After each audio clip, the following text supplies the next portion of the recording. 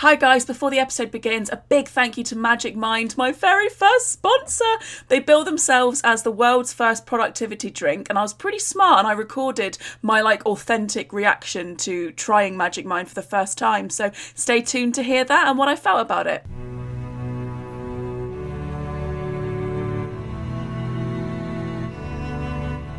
Croeso, Difda, Bynachtin, Gia Hwitch, Folklore, Daymat. Welcome to the Celtic Myths and Legends podcast. I am your humble host, Sian Esther Powell, and I'm going to be taking you on a journey through all the myths and legends of the 6 Celtic nations. That's Wales, Cornwall, Brittany, Isle of Man, Scotland and Ireland. Welcome.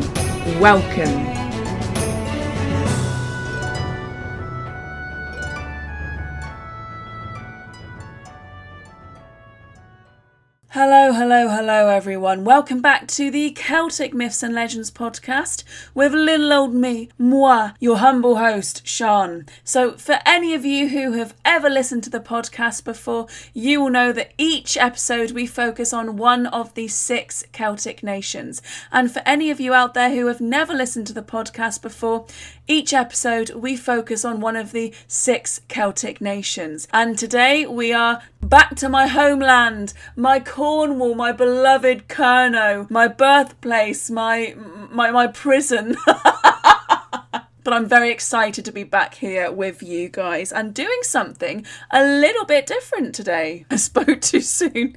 It was going to be something a little bit different. I was going to have a guest on and it was going to be one of my best mates, but she's not feeling very well. She's got a migraine today, so I'll just get her on another day instead. But we're still doing something a little bit different today because we are talking about food and feast days. Okay, hands up. Be honest. Hands up. Who's a foodie?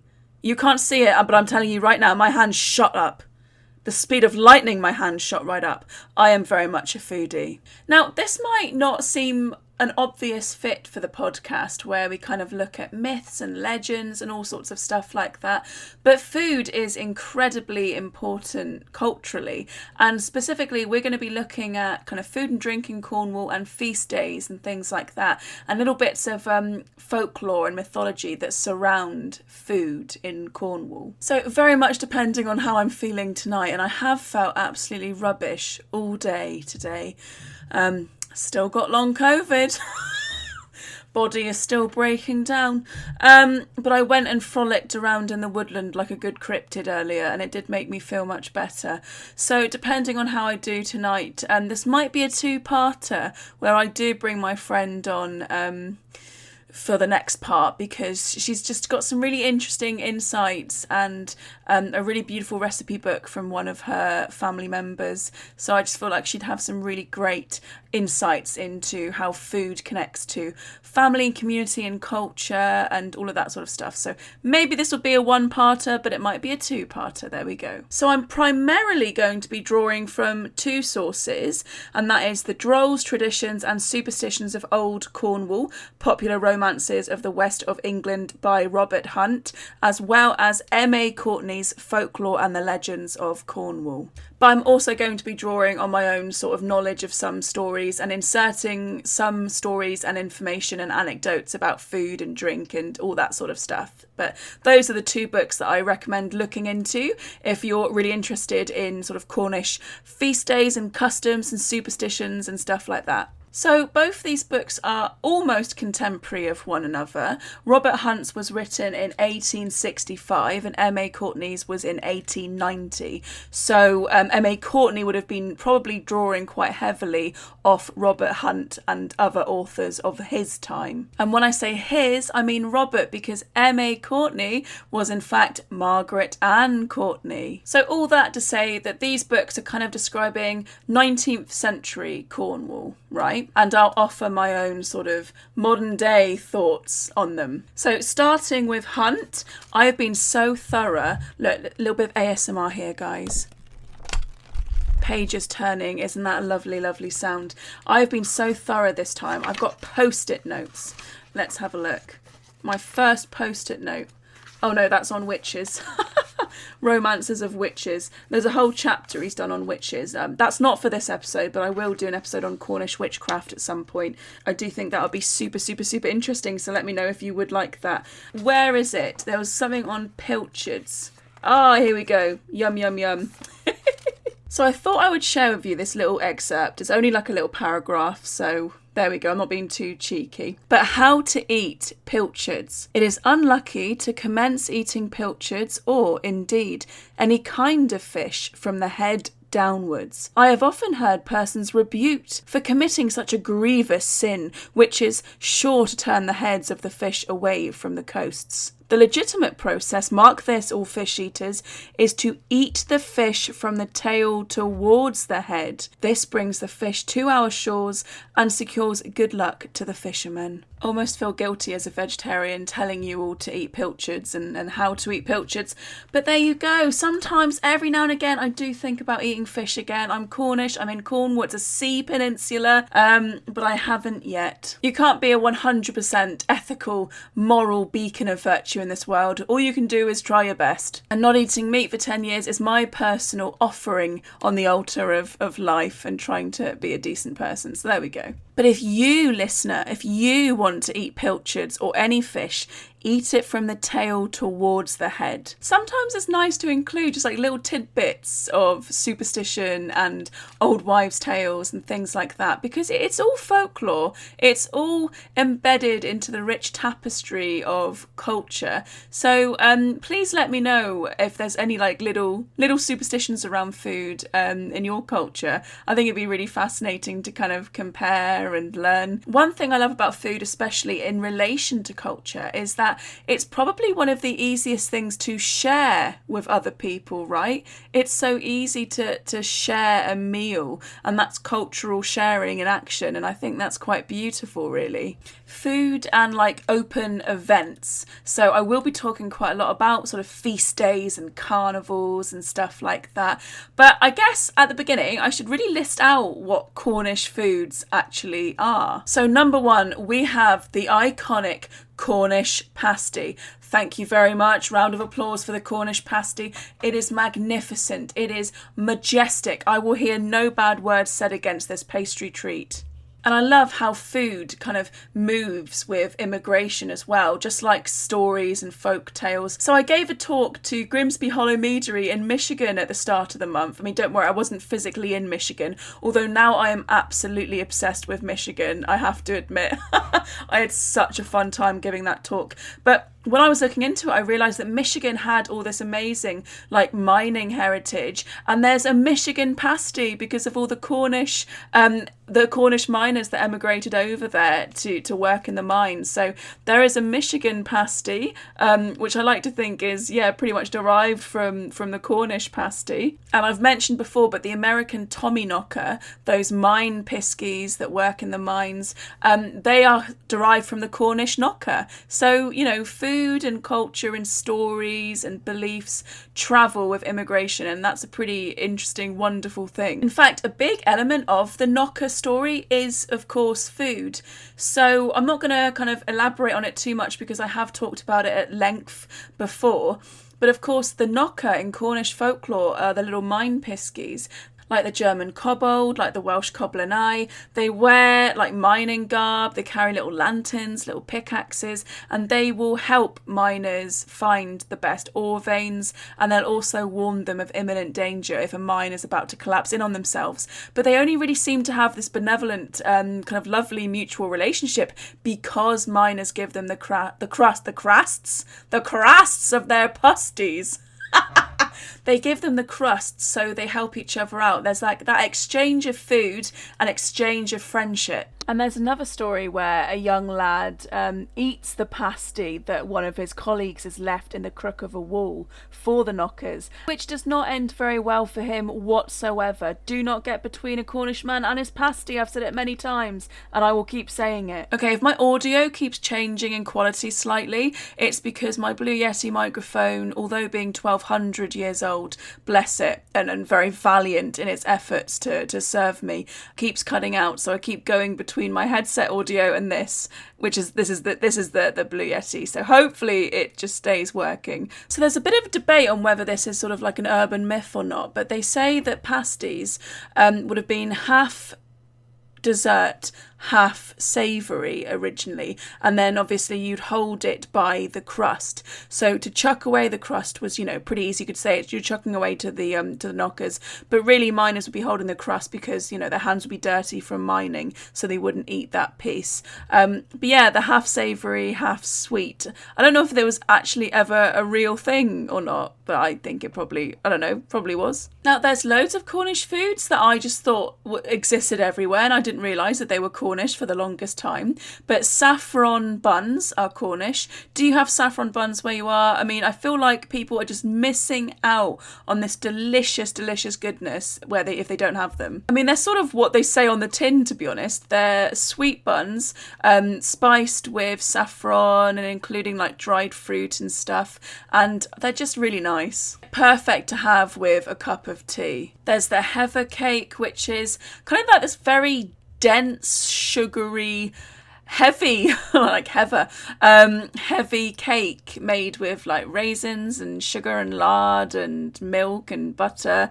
Very, very dense. But again, I really like them. One thing you'll notice about Cornish foods is that, and actually with a lot of British foods, I suppose, but certainly with Cornish foods, they are so like carb, sugar heavy, right? Like these were foods for working people.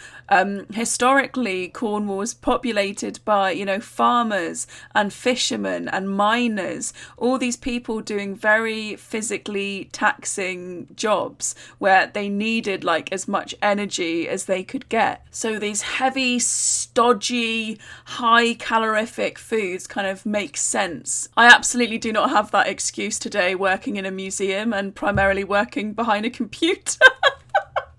But I'm going to go with it. I'm going to continue with it. There are days when I'm running around the museum, like hanging exhibitions and tidying up stuff and, doing activities. So that's my excuse. That's why I like to eat lots of cakes and pasties. Okay, I promise I did not plan this because you guys know I'm very off the cuff.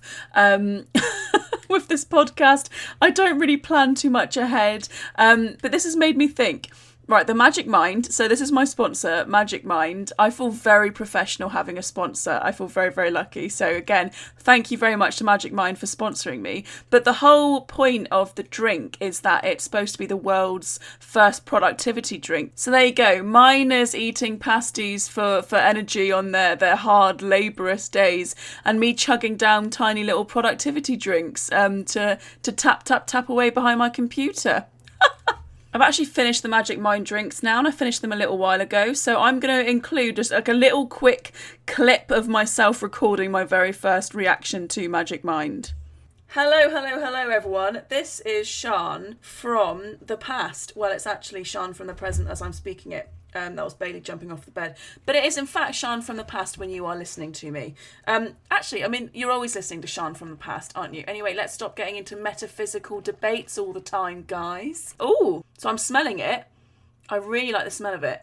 It's like this tiny little green bottle. It sort of makes me think of like Alice in Wonderland or a potion in The Witcher or something. Ooh! I actually really like the taste of that. Oh my goodness. That's really interesting. It sort of tastes like a slightly spicy, innocent smoothie, but just not as thick. But yeah, it sort of tastes a bit like an innocent type of smoothie, but you can taste the turmeric, which I love. I love turmeric, by the way. A bit of spice in there. That's very nice. Taste-wise, I've got no idea if it's going to work, if it's actually going to give me any sort of energy or anything whatsoever. I'll let my future Sian tell you about that. Sian from the future here. Listen, like, I have genuinely been struggling with my cognitive stuff and concentrating and brain fog and all that. And I have to admit, that on the days that I was drinking this, I did feel like I had a bit of a pep in my step. So it didn't cure me of my, post-viral fatigue, but I did feel like it gave me a bit of an oomph, and I was being able to do a bit more on the days that I was drinking it. That could just be the power of placebo. I do feel like Magic Mind are missing a trick, not dressing up these tiny little bottles like fantasy potions. Could you imagine how cute that would be? I mean, one of the ingredients is literally lion's mane mushrooms. If that isn't a fantasy potion, then I do not know what is. You could be like gulping it down, plus 10 dexterity, plus 10 fortitude. Anyway, I totally digress. I enjoyed the taste of it. I did feel like it gave me a bit of a pep in my step, and I was actually quite sad when I ran out of it. You know, I remember when I got to like the last bottle, I was like, oh, I'm actually a bit sad now that I'm not having this anymore. So I really enjoyed it, and I would drink it again. So if you're like me, and I feel like we do gravitate towards people who are similar to us, and you have, you know, crazy brain like I do, and you're here, there, everywhere, and you work behind a computer, or you just need like a bit of productivity help, then I don't think you can go wrong with giving it a go. And if you want to try it out, and you don't mind just adding like one little drink alongside your morning coffee, then you can go to magicmind.com/Celtic. And then if you want another 50% off your subscription for the next 10 days, or 20% after that time, use the code Celtic20. So there you go. And this does lead me on to drinks. I don't think I've mentioned any drinks yet. Of course, Cornish cider. Cider and apple juice and everything like that is a very big West Country thing. And actually, the Cornish equivalent of Halloween is called Allantide, and it's all kind of around apples, specifically Allan apples. So similar to the Welsh Halloween, the Allantide, otherwise known in the Cornish language as Calan Gaeaf, means the first day of winter, or you've got Nos Calan Gaeaf, meaning the eve of the first day of winter. Now, this particular one in Cornwall, this feast day or festival or event, whatever you want to call it, could also be known as St. Alan's Day or the Feast of St. Alan. It was traditionally celebrated on the night of the 31st of October, so Halloween. And I know it might seem a little bit early to be talking about Halloweeny stuff, but you've already seen the plastic skeletons in shops, pumpkin spices just over the horizon.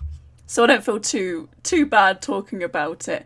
So all of the Celtic nations do have like their own Halloween version, and I probably will do a Halloween episode. But do you know what? I will. I'm calling it right here, right now. October is going to be a Halloween episode where I'm going to cover a lot of the Halloween festivals that happen in the Celtic nations. But I wanted to talk about Allantide in this episode because it is all about apples. It's all about apples and turnips, but we'll talk more about that on the actual Halloween episode. So in popular romances of the west of England, not sure that I like the whole England thing, but there you go. Beggars can't be choosers. Robert Hunt does describe the ancient custom of providing children with a large apple on All Hallows Eve is still observed, to a great extent at St. Ives. Allan Day, as it is called, is the day of days to hundreds of children, who would deem it a great misfortune were they to go to bed on Allan night without the time-honoured Allan apple to hide beneath their pillows. A quantity of large apples are thus disposed of at sale, for which it is dignified by the term Allan market. And there's another source that says that in Penzance you'd have all of the stores displaying Allan apples, like big, lovely, polished apples. I mean, that's another fantasy fairy tale icon there, isn't it? The red, shiny apple. I was a big Snow White fan. So to give these Allan apples was a token of good luck. So you're giving the apples to your family members, to your friends, you know, as a sign of good luck and well-wishing. Excuse my computer fan. It is an ancient relic from the distant past. Older girls would hide Allan apples underneath their pillows and dream about the person that they wanted to marry. So I don't know, maybe that's where I'm going wrong. So I need to put Allan apples underneath my pillow for better luck. Although I never have fantasised about a wedding. I used to hear that a lot growing up, like little girls always dream about their weddings, and I'm like, I've literally never once thought about that whatsoever. Having someone to watch Blade Runner with would be nice enough. Although I'm not sure if I can still be considered older girl at this point. I mean, I'm 29. I'm still in my 20s. So let me have this. Let me have this. I can still be considered an older girl. Honestly, I just love the idea of there being like these apple markets in the run up to October time, and, you know, giving apples for good luck and hiding apples under your pillow and all of this other stuff. I really do feel like food and something like an apple, like food as a symbol for community and sharing and culture. Like it's a really wonderful, impactful, evocative thing. And I'm an apple fan, you know, I'm a West Country girl. I love my cider, though I have been drinking a lot of Thatcher's Zero. And no, I haven't been sponsored by Thatcher's, though I would absolutely love that. If I could just get a crate of Thatcher's Zero like every month, I would be absolutely delighted. I mean, I like real cider as well, but I'm also often driving around to pubs in rural Cornwall. So I trick myself with the Zero. Very Cornish. Not the tricking, though I don't know, we're quite tricksy. We're quite tricksy here, but the cider, certainly.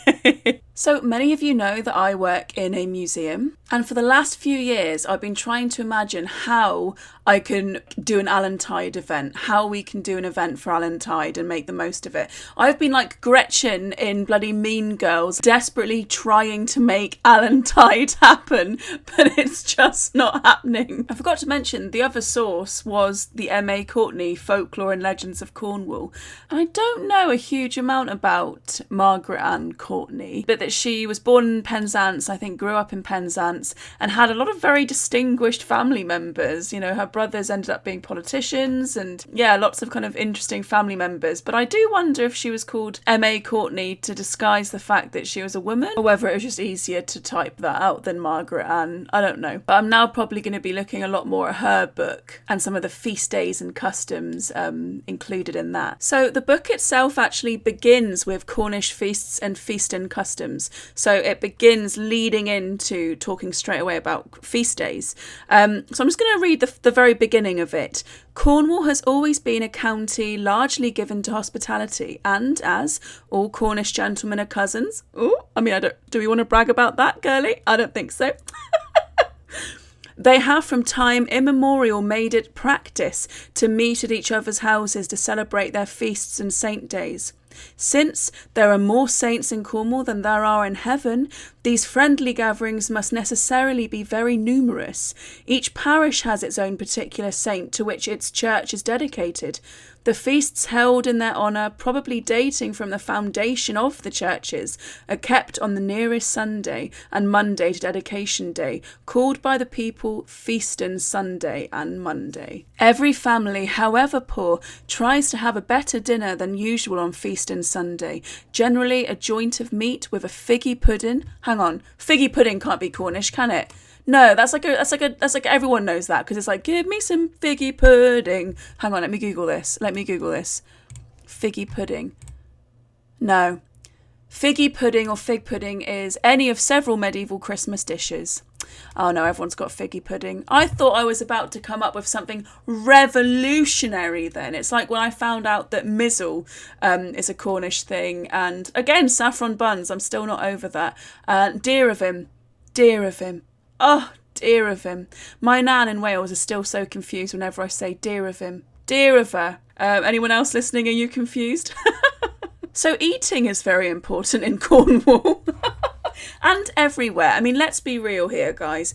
Like I said before, food is such an evocative, impactful thing because it's really easy to share food. It's really easy to make meals for people. Oh, I say that I'm terrible at cooking and making food for myself, but also that's because I think I probably have ADHD, but whatever.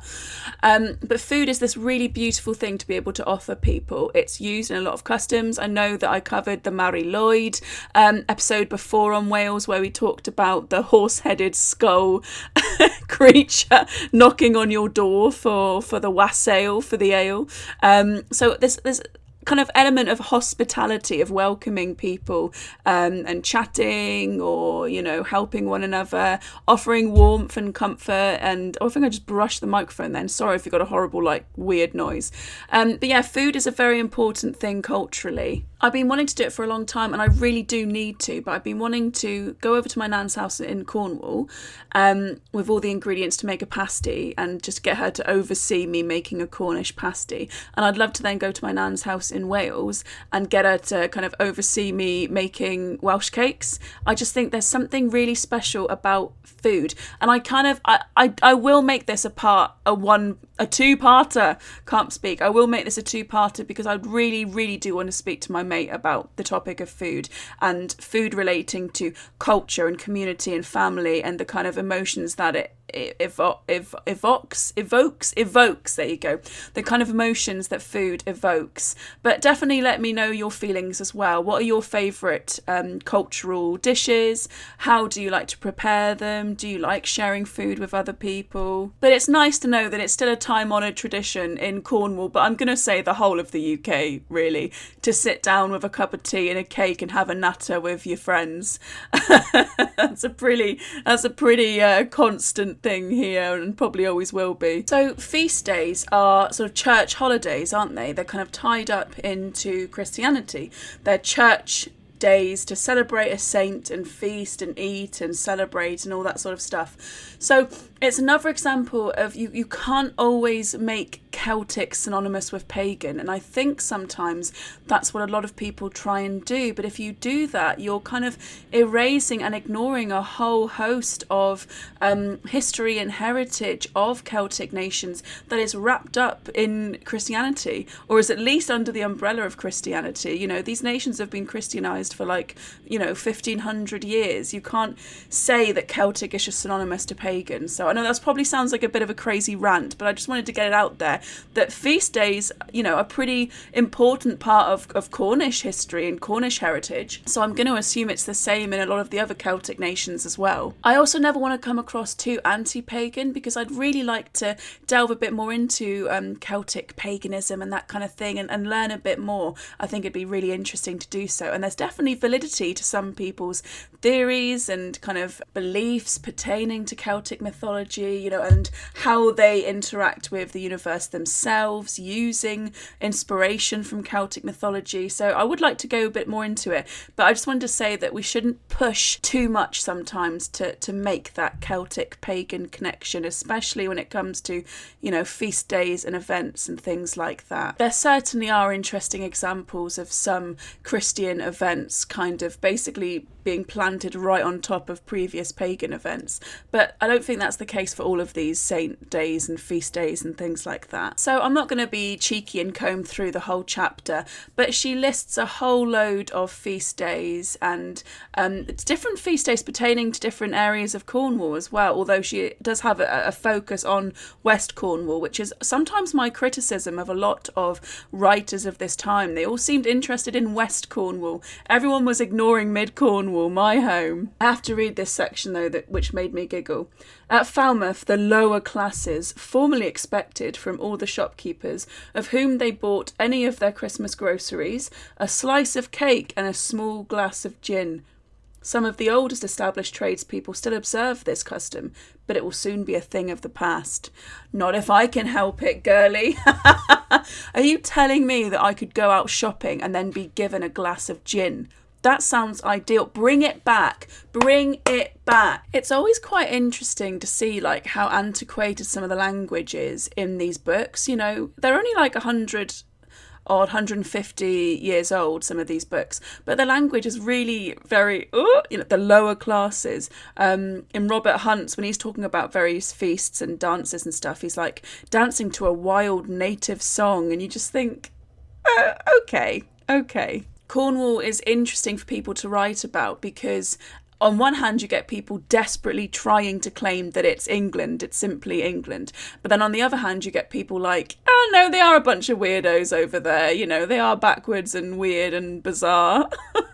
Which one is it, guys? Choose. Pick. It can only be one. So essentially, on these feast days, you would get together with your parish, with your community, and there would be various little games that you would play.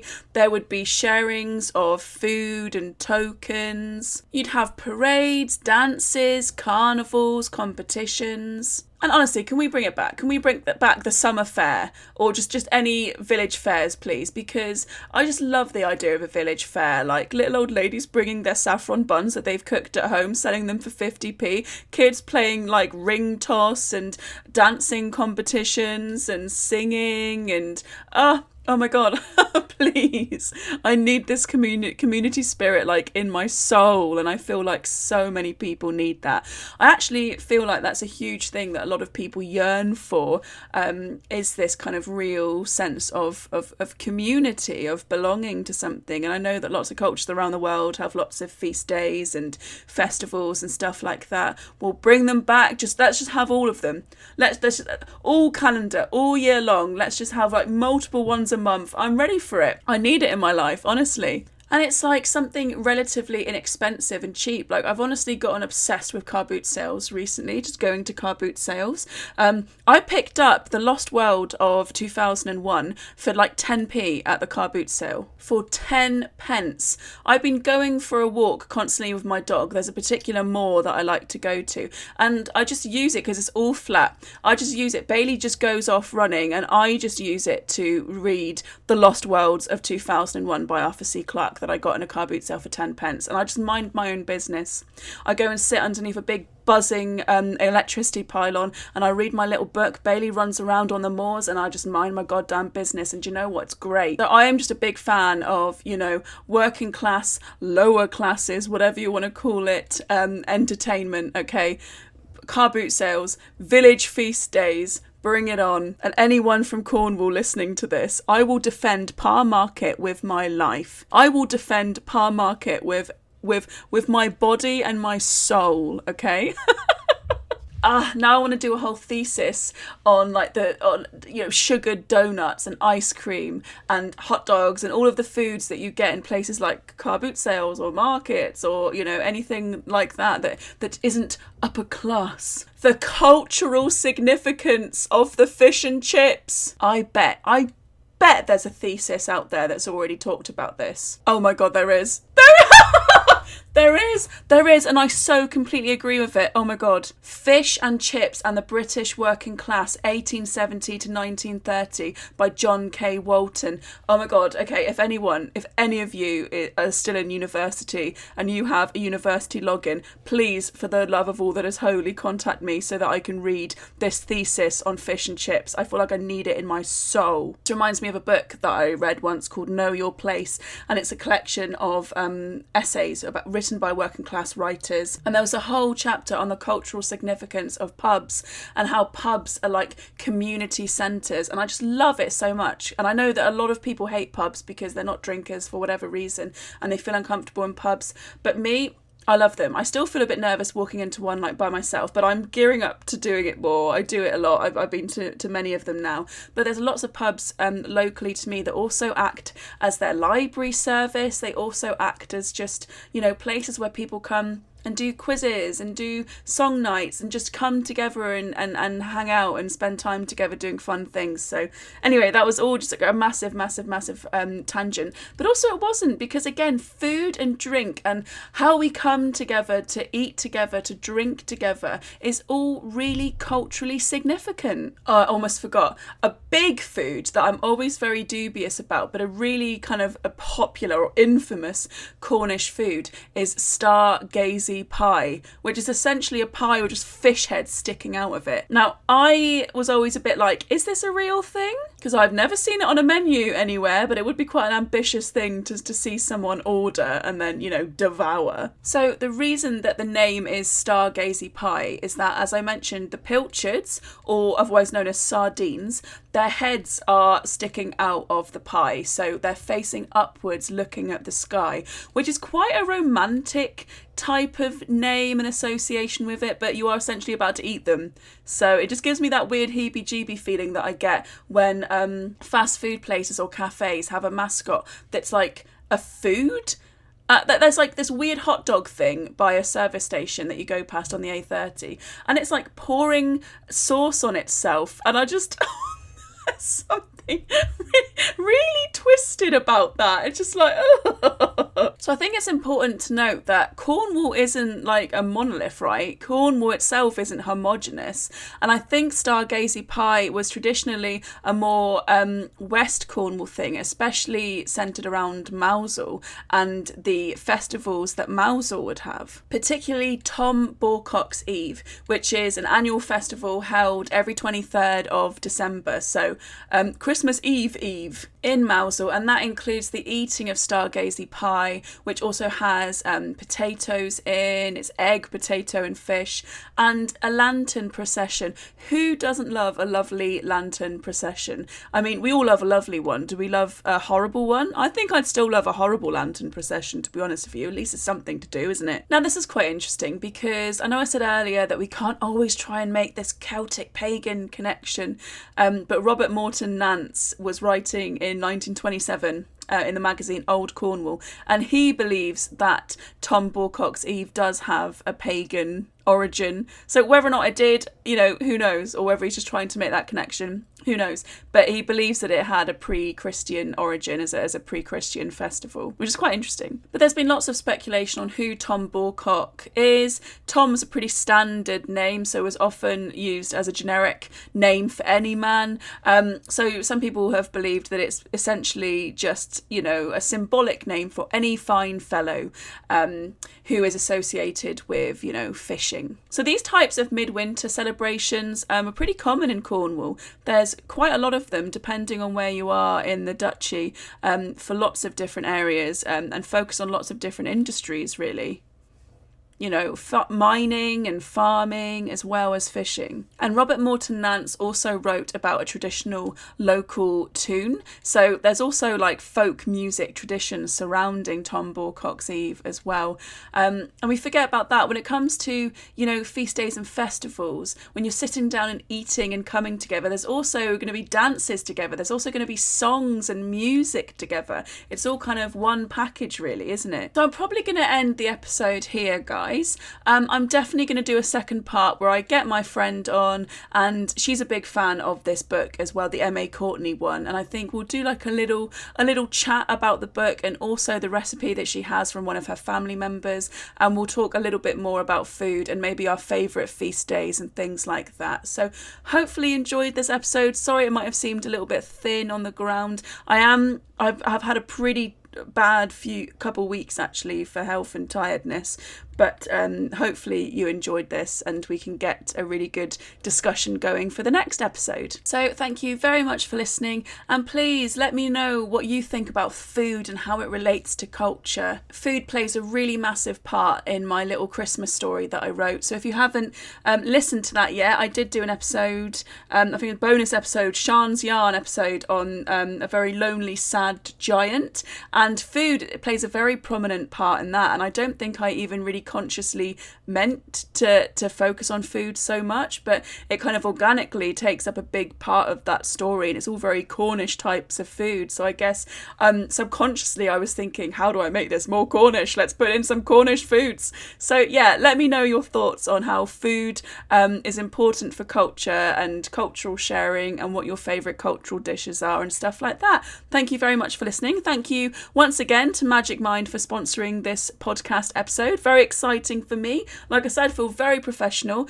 And I guess I will see, listen, I won't see. I always say this, I will not see you. I don't have eyeballs, implanted into your house. And I don't have cyborg eyes yet that give me any sort of otherworldly powers, although I would want that. I think I would opt for a cyborg arm first, because I'm a science fiction girly. I can't help it, I'm a science fiction girly. Anyway, goodbye. I am your host, Sian Esther Powell, and that has been another episode of the Celtic Myths and Legends podcast.